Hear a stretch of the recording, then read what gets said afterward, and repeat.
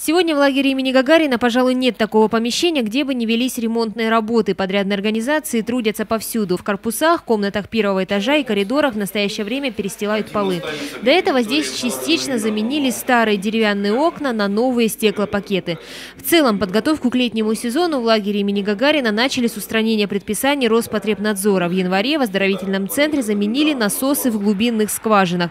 В настоящее время заканчивается прокладка канализации к корпусу проживания персонала. В административном корпусе мы сейчас планируем сделать комнаты для персонала, чтобы персонал тоже мог отдыхать.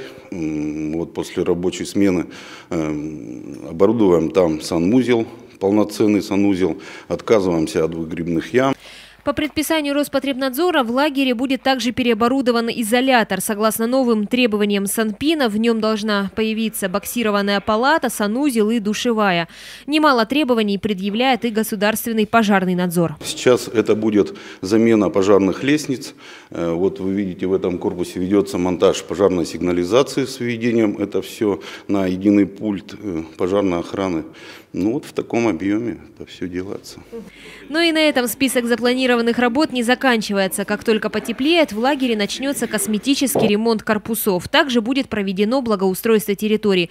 В общем, подготовка оздоровительного центра к лету еще только в самом разгаре. Но несмотря на весь масштаб работ, здесь обещают все успеть, чтобы 4 июня на первую смену в обновленный лагерь имени Гагарина обязательно заехали отдыхающие.